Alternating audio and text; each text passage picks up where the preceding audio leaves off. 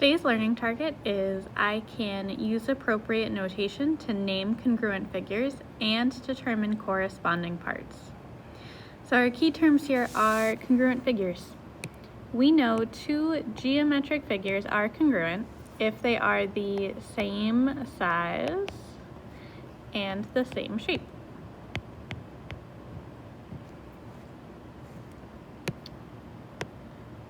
Corresponding sides and angles are the sides and angles that are equal to each other, or congruent, when we have congruent figures.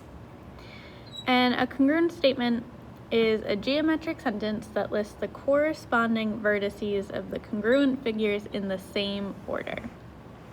So in this congruent statement, our first triangle is written as triangle ABC. So if we color code that, angle A comes first. In the second triangle in our congruent statement, angle D comes first. That tells us that angle A and angle D are congruent to each other. They're corresponding. Next we have angle B and angle E. That tells us that these angles are congruent. And last, we have angle C and angle F that are congruent. So for example, if I'm given two congruent triangles and a congruent statement, this says triangle ABC is congruent to triangle DEF. The first thing I'm going to do is mark my corresponding angles on my picture. So angle A corresponds to angle D, so they'll both get one arc. Angle B corresponds to angle E, they'll both get two. And angle C corresponds to angle F, they'll both get 3 arcs. So now when I'm looking at my diagram and trying to find my corresponding angles, I know angle A is congruent to angle D, angle B is congruent to angle E, and angle C is congruent to angle F. When I'm looking for my corresponding sides, we can kind of think of it as if I put these triangles on top of each other, which sides would line up together? So side AB in my first triangle is this one right here. That would line up with side DE. I can tell because, one, they look the same, but more importantly, I know angle A corresponds to angle D, and angle B corresponds to angle E. So I know those sides also have to match up together. If we look at BC, the bottom side in triangle 1, that corresponds to side EF. And then we have side CA in triangle 1. That corresponds to sides FD in triangle 2. We can also write a congruent statement. So our congruent statement tells us that these two figures are congruent, and it lists their corresponding angles in order. So the one we started with is that triangle ABC is congruent to triangle DEF. Now in the other two, they've kind of mixed up the order of the letters. So now we have triangle BCA. And if I look at my diagram, starting with B, going to C, and then labeling A last, if I did the same thing on my second triangle, I'd start with E, and then go to F, and then D. So I can say triangle BCA is congruent to triangle EFD. And for the last one, triangle CBA is congruent, well, if I look at the order here, C corresponds to F, B corresponds to E, and A corresponds to D. Try the one on the bottom, pause the video, and then come back and check your answers when you're ready. Okay, hopefully your answers match my answers here for these corresponding angle sides and our congruent statements. So now that we can name and use the appropriate notation when talking about congruent figures, our second learning target says I can find missing side and angle measures in congruent figures. To do this, we are going to be using CPCFC. Corresponding parts of congruent figures are congruent. So if we have two figures that we know are congruent, then we also know all of their corresponding sides and angles are congruent or equal to each other. So in our first example, we are given that triangle ABC is congruent to triangle XYZ. In triangle XYZ, we were given all of the angle measures. And in triangle ABC, we're given all of the side measures. I know that these triangles are congruent because they told me so.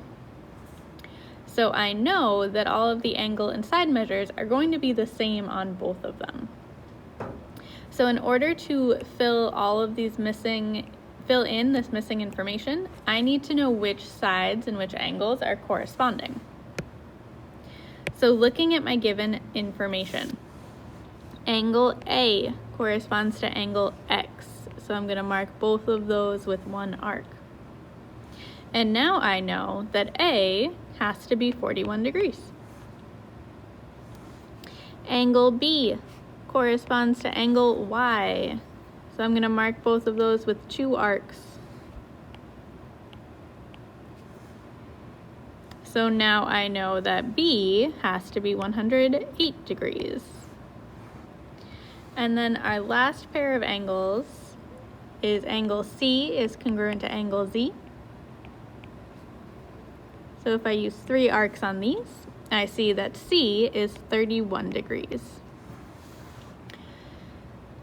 Now I need to determine which sides correspond to the sides in triangle XYZ. So if I'm looking at X,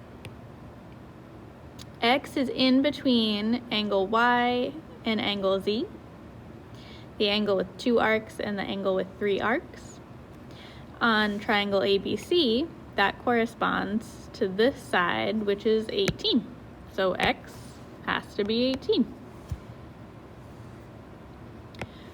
Y is the side between X and Z, or the side between one angle mark and three angle marks.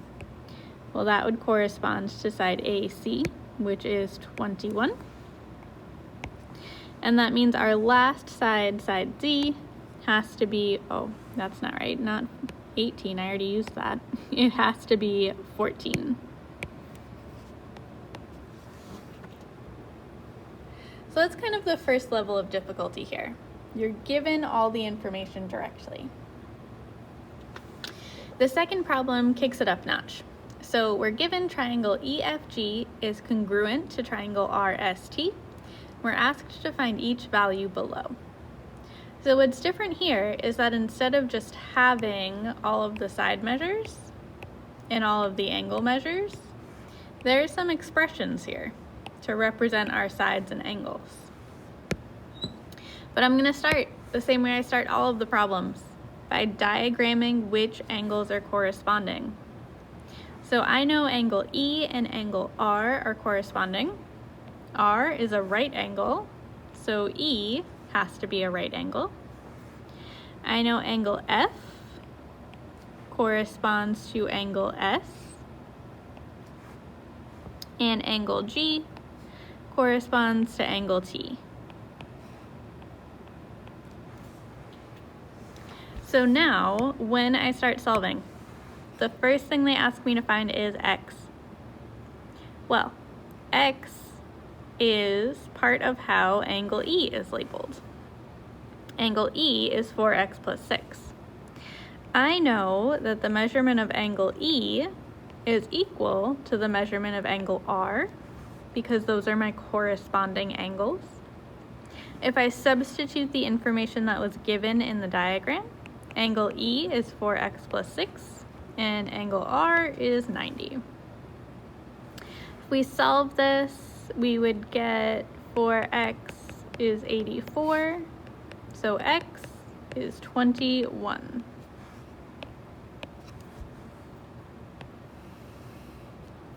Okay, next we need to find y. Well, y is how angle T is labeled. Angle T is 5y minus 2. And I know that the measurement of angle T is equal to the measurement of its corresponding angle, which is angle G. So if I substitute the information, I would say 5y minus 2 equals 28. And if we solve this, we would have 5y equals 30, or y equals 6.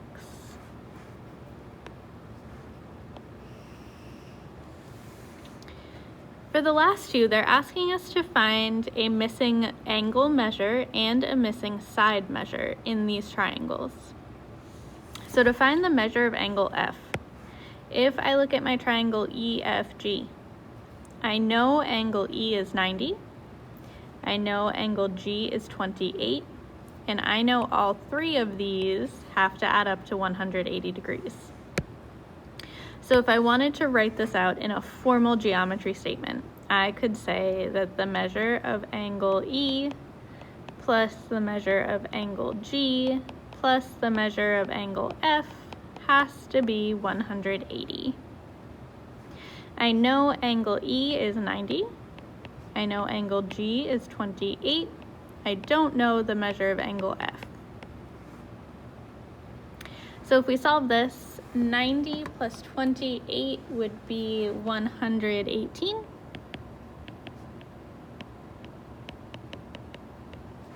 And then I would subtract 118 on both sides, and I know the measure of angle F is 62 degrees.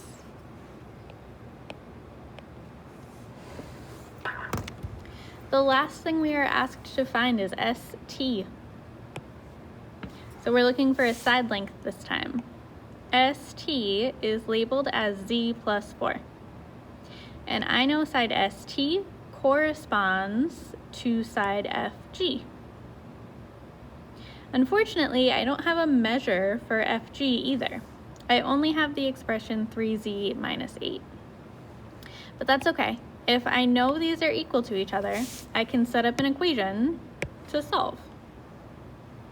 So my geometry statement would say that FG is equal to ST.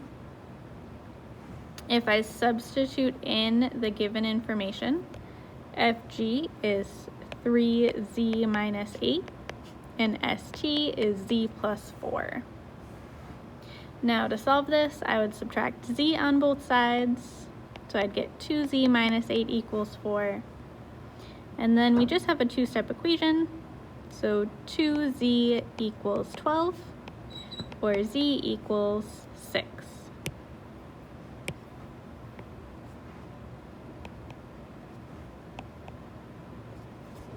But they didn't ask us to find Z. They asked us to find the length of ST. If I go back to my image, well, ST is labeled as Z plus 4, and I know Z is 6, so ST would be 10. Okay, and we've got one last problem, which is kind of the last level of difficulty here. This problem says, if triangle ABC is congruent to triangle DEF, and a bunch of this information is given, find the values of X and Y. I'm gonna have you try this one on your own first.